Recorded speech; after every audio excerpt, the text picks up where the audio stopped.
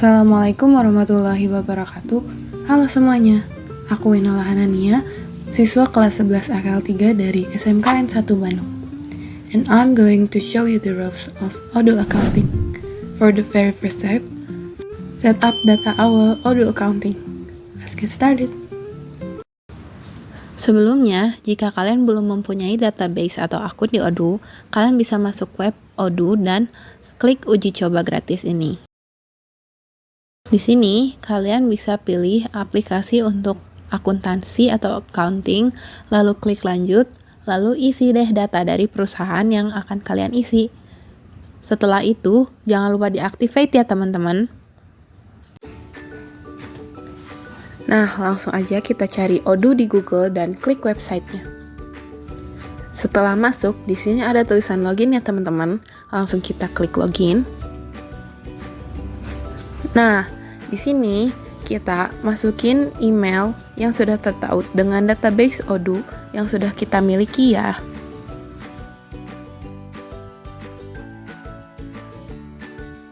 Dan gak lupa juga kita isi password yang sudah kita buat sesudah mengactivate akun Odoo kita ya. Lalu kita klik masuk dan hubungkan.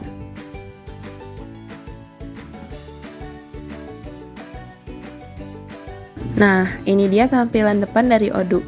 Langsung aja kita klik bagian accounting. Tampilan awal ini adalah dashboard dari Odoo. Untuk langkah pertama, kita akan membuat chart of account terlebih dahulu. Caranya, pertama-tama kita klik configuration, lalu kita klik menu chart of account ini ya. Nah, di sini Odoo sudah memberikan beberapa akun yang siap digunakan. Tapi, kita juga bisa loh menambahkan akun yang belum tersedia dan caranya gampang banget. Tinggal klik new di sini dan akan muncul satu baris kosong. Kita klik view dulu biar lebih jelas. Nah, di bagian account name ini kita bisa masukin nama akun yang mau kita tambahin. Misalnya aku tambahin cash in hand. Dan di bagian kode, kita isi dengan kode akun. Pastikan kodenya belum digunakan ya teman-teman. Lalu kita klik icon awan ini atau bisa disebut save manually untuk menyimpan secara manual. For your information, Odoo sebenarnya memiliki fitur auto save. Jadi, walaupun kita lupa menyimpan secara manual, progres kita akan tetap tersimpan. Canggih banget kan? Jangan lupa perhatikan tipe akun kita ya. Odoo akan mengisi tipe akun secara otomatis dari kode akun yang kita isi. Tapi, kita juga bisa menggantinya kalau keliru.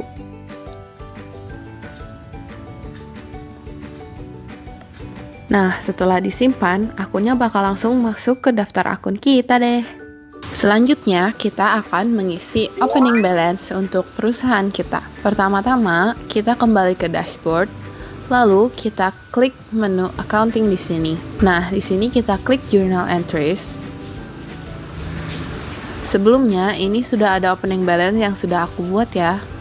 Untuk cara membuatnya, kita klik new lagi. Lalu, pada bagian accounting date, kita isi dengan periode transaksi yang sedang kita buat ya. Misalnya, di sini aku mau buat opening balance buat tahun 2026 bulan Januari. Karena ini opening balance, jangan lupa tanggalnya harus dari tanggal 1 ya teman-teman.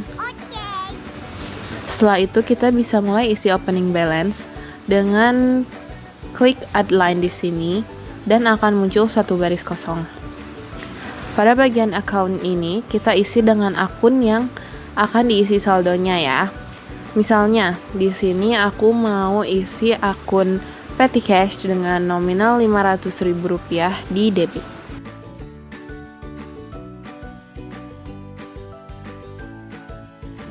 Selanjutnya, untuk di bagian kredit, aku mau isi account payable dengan nominal Rp500.000 juga.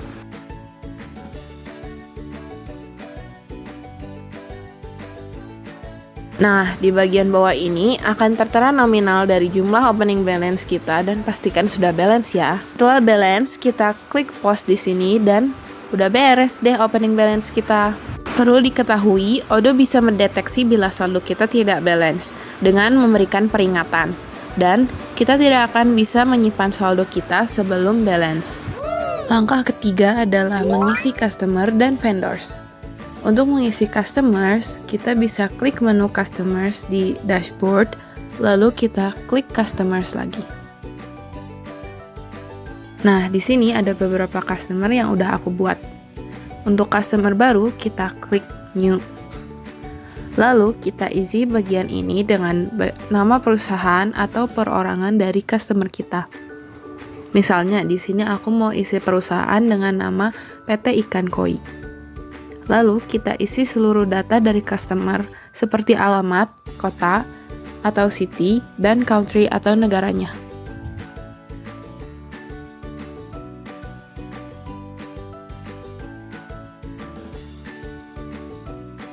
Selanjutnya, kita klik menu Sales and Purchase di bagian bawah ini. Di bagian Payment Terms Sales, kita isi termin untuk customer. Misalnya, di sini aku isi untuk 30 hari. Setelah itu, kita klik Save Manually untuk menyimpan data customer kita.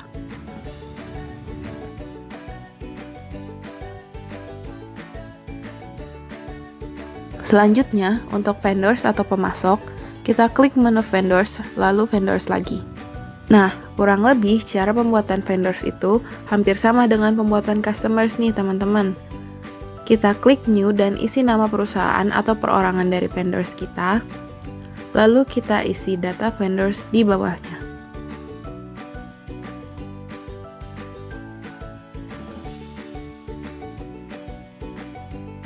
Yang berbeda dari customer, saat masuk ke bagian sales dan purchase, termin untuk vendors diisi di bagian purchase-nya.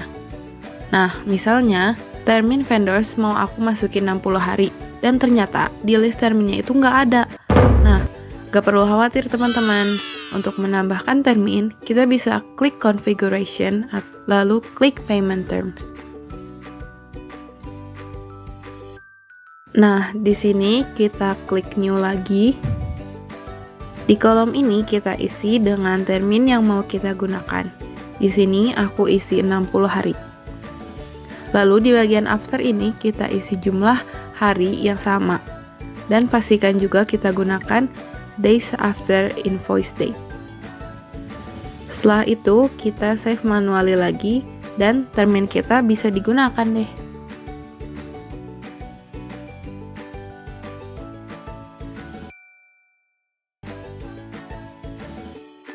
Langkah selanjutnya adalah memasukkan data aset tetap. Cara memasukkan data aset tetap adalah kita klik configuration dan pilih assets models. Kita klik new lagi dan di bagian assets model name kita isi dengan nama aset kita. Misalnya di sini aku isi dengan laptop. Nah, di sini aku menggunakan metode straight line atau garis lurus. Dan durasi atau masa manfaat dari laptop termasuk ke kelompok 1 yang berarti 4 tahun.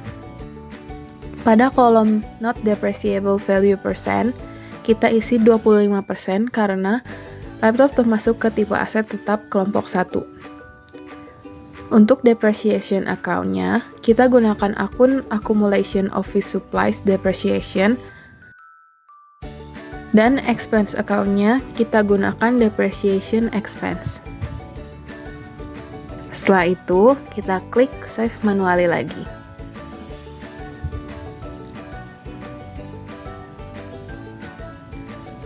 Nah, sudah tersimpan ya aset tetap kita. Langkah selanjutnya adalah membuat pajak atau tax. Kita pilih menu configuration, lalu pilih taxes. Misalnya nih, kita mau buat pajak pertambahan nilai atau PPN karena dari Odoo-nya belum tersedia.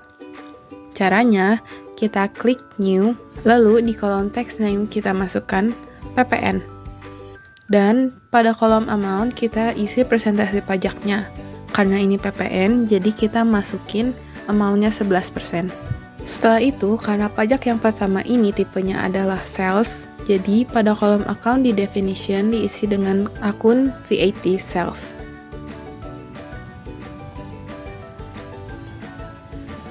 Begitu juga dengan kolom account di distribution for refunds, kita masukkan akun VAT sales.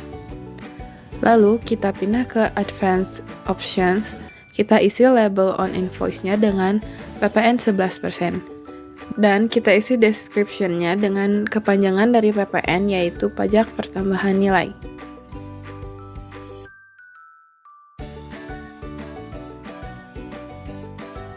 Di bagian included in price, kita pilih yang tax included. Lalu jangan lupa di save manually.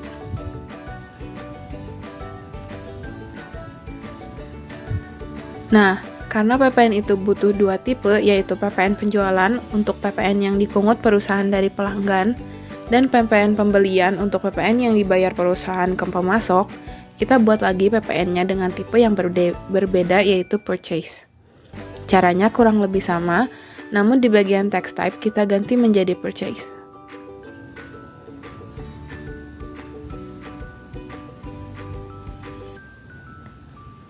Dan di kolom account di definition dan distribution for refunds, kita isi dengan akun VAT purchase.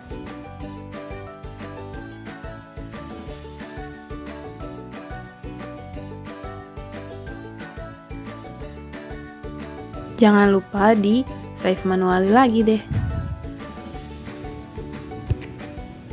Selanjutnya kita akan memasukkan produk atau barang yang kita jual. Untuk produk, bisa kita cari di bagian menu customers atau vendors ya, dan keduanya sama saja. Lalu kita klik products.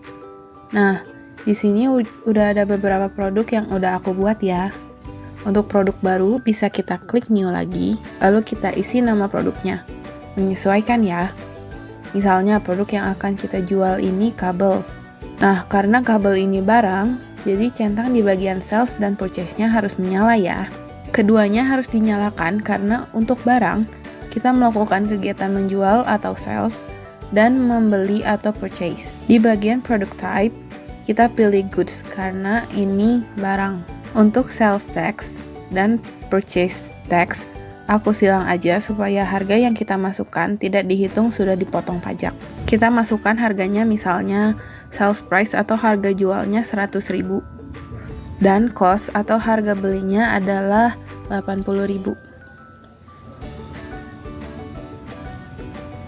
Jangan lupa kategorinya diganti dengan goods. Lalu kita pindah ke accounting dan isi income account dengan sales dan expense account dengan cost of goods sold. Jangan lupa klik save manually untuk menyimpan secara manual.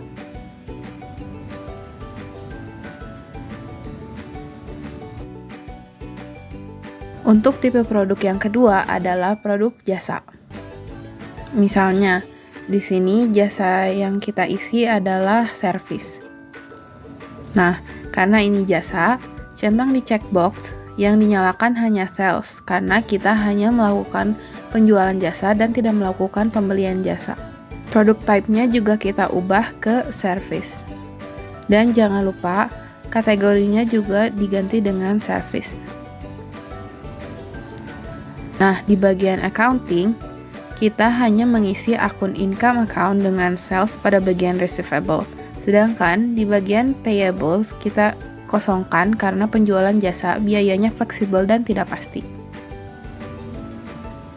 Terakhir, jangan lupa di save manually deh. Nah, segitu aja tutorial setup data awal Odoo Accounting dari aku. Kesimpulannya ada 7 tahapan untuk setup data awal Odoo Accounting. Yang pertama ada login, yang kedua ada membuat chart of account, yang ketiga opening balance, yang keempat customer dan vendors plus termin, yang kelima ada aset tetap, 6 taxes, dan 7 produk. Segitu aja video aku kali ini. Wassalamualaikum warahmatullahi wabarakatuh. See you on next video.